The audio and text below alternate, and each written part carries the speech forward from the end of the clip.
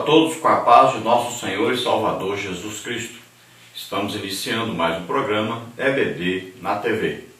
Nós estamos durante esse segundo trimestre de 2016 estudando as revistas da CPAD com o tema Maravilhosa Graça, o Evangelho de Jesus Cristo revelado na carta aos Romanos. Nós temos como comentarista da CPAD deste trimestre o pastor José Gonçalves.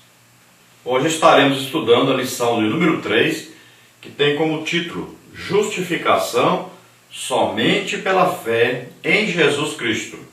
Então hoje nós vamos estudar esse importante tema, justificação.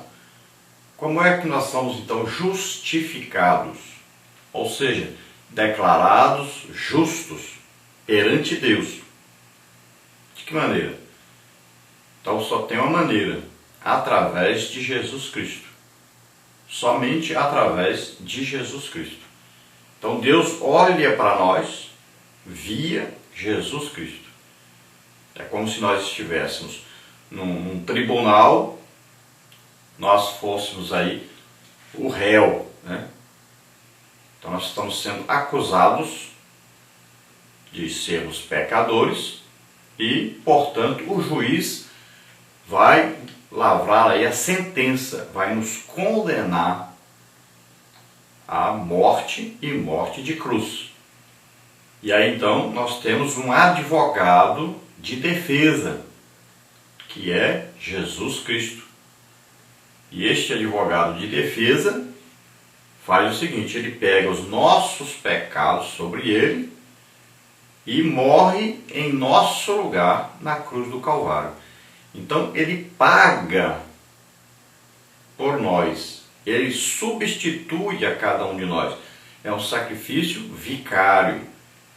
Então ele leva sobre ele nossos pecados, doenças, enfermidades, tudo o que o pecado trouxe ao ser humano, então Jesus leva sobre ele. Então o que o pecado gerou? A morte, né? Gerou aí a pobreza, gerou aí as doenças, gerou as enfermidades. Então tudo de mal que o pecado causou ao ser humano, Jesus leva sobre ele. As maldições que eram para nós, Jesus levou sobre ele. Então, o que acontece agora? Quando Deus olha, ele olha através de Jesus e vê que o pecado já foi pago. O pecado já foi devidamente condenado e a sua execução e a execução dessa condenação já foi efetuada em Jesus Cristo. Então, quando Deus olha via Jesus, então ele enxerga a cada um de nós como santos, como seus filhos. Ele vê agora que existe o quê? Uma santidade. Então ele nos declara justos, porque ele olhou através de Jesus. Como Jesus levou o nosso pecado, tudo de ruim que existia em nós, então quando Deus olha, vê que nós agora estamos salvos, que nós somos santos. Então somos declarados justos diante de Deus, devido a Jesus ter morrido em nosso lugar, ter pago o preço pelo pecado que nós cometemos. O juiz julgou a causa, condenou o réu, mas alguém veio então pagar o preço. Alguém veio substituir esse réu. Foi Jesus Cristo. O texto áureo aí está na carta do apóstolo Paulo aos Romanos, capítulo 4, versículo 20, que diz: E não duvidou da promessa de Deus por incredulidade, mas foi fortificado na fé, dando glória a Deus. Então este versículo fala de Abraão, que ele foi justificado diante de Deus pela fé. Quando Deus diz que ele e Sara vão ter um filho, ele creu em Deus. Ele creu contra a realidade que ele via. Qual é a realidade que ele via? Ele estava próximo de 100 anos e a sua esposa estava próxima de 90 anos. Então, para sua esposa era impossível que ela desse à luz a uma criança.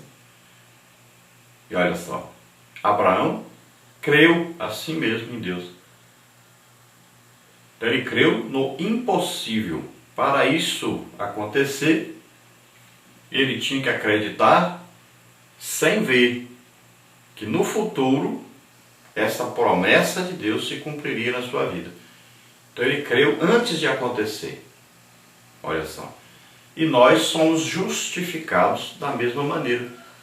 Nós cremos que Jesus Cristo, um dia, há mais de 2000 anos atrás, morreu em nosso lugar, na cruz do Calvário, levando sobre ele nossos pecados, nossas dores, enfermidades, todas as nossas maldições. Veja só. Então nós cremos, e quando nós olhamos, nós podemos dizer, é impossível. Como Deus poderia descer lá do céu e vir aqui à terra e morrer em nosso lugar? Isso é impossível. Então precisa de nós acreditarmos no impossível. Então é o mesmo tipo de fé que Abraão teve. Crer no impossível. Então precisava de fé. Então ele foi justificado, porque creu numa promessa de Deus que, olhando humanamente, era impossível de acontecer.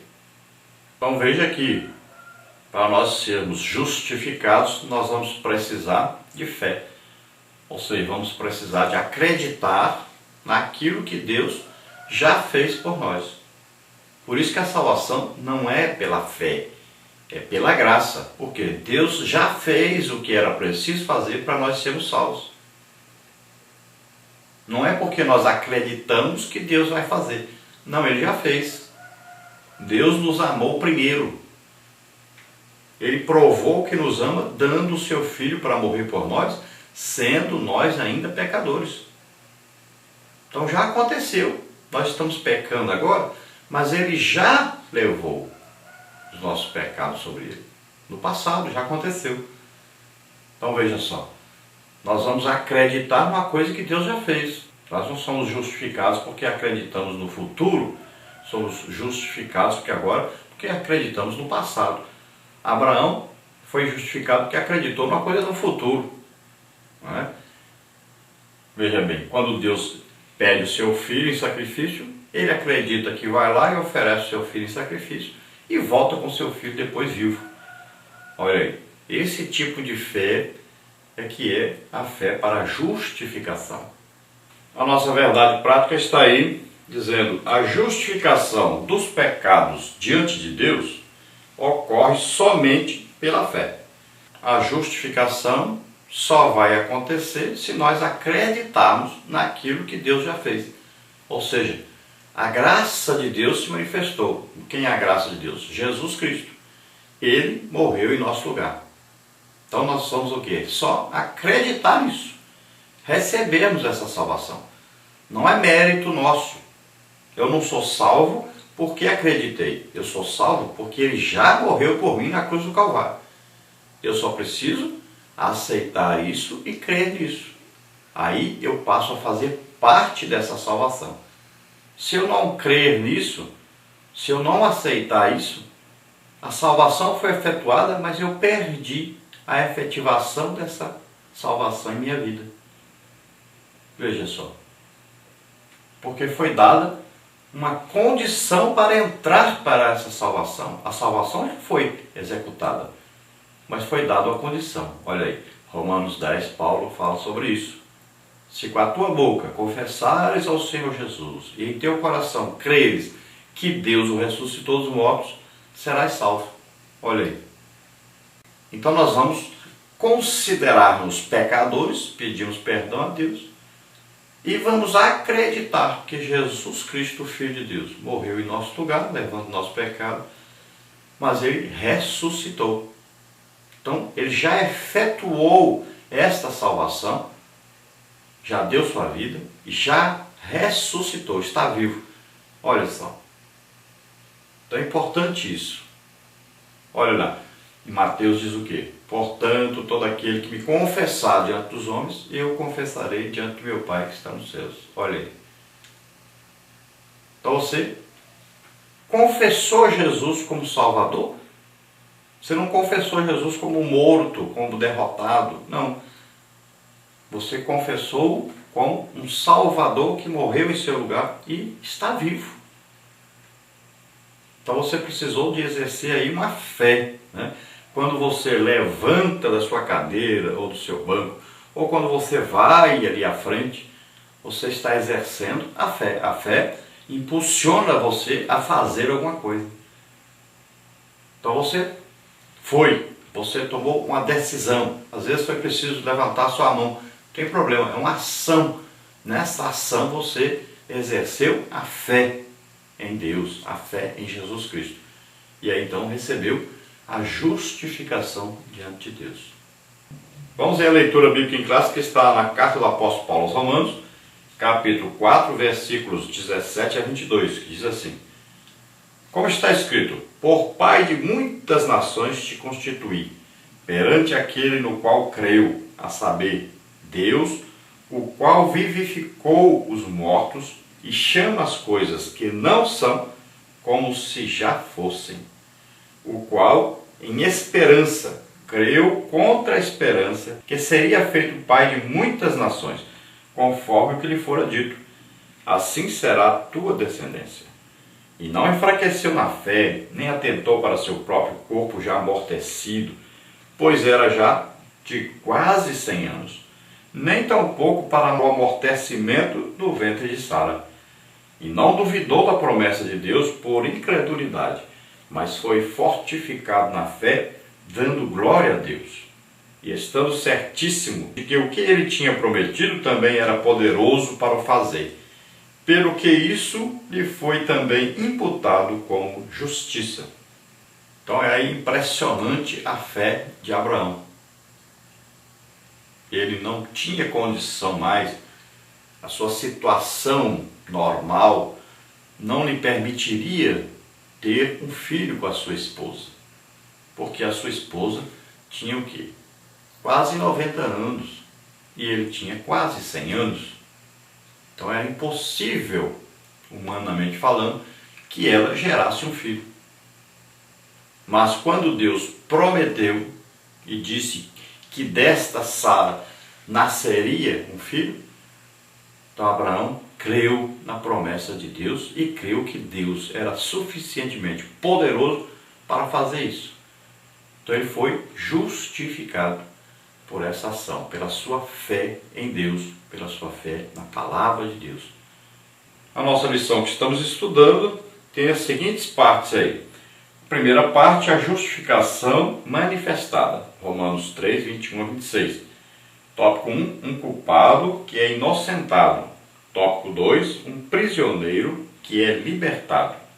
Tópico 3, um inocente que é culpado. Na parte 2 nós temos aí a justificação contestada. Romanos 3, 27 a 31. Então, tópico 1, a justificação se opõe à salvação meritória. Tópico 2, a justificação se opõe ao orgulho nacionalista. Tópico 3, a justificação se opõe ao antinomismo. Na parte 3, nós temos aí a justificação exemplificada. Romanos 4, de 1 a 25. Tópico 1, Abraão, circuncisão e justificação. Tópico 2, Abraão, promessa e justificação. Romanos 4, 9 a 17. Tópico 3, Abraão, ressurreição e justificação. Romanos 4, 18 a 25. Vamos ver então a nossa introdução, que diz o seguinte. Na lição de hoje estudaremos a doutrina bíblica da justificação pela fé, conforme a carta aos Romanos, nos capítulos 3, versículo 1, até o capítulo 4, versículo 25. Esses textos contêm uma das mais contundentes defesas de Paulo em favor da justificação pela fé, independente das obras. Para uma melhor compreensão deste tema tão relevante, a argumentação do apóstolo será dividida em 3 partes: a justificação manifestada, a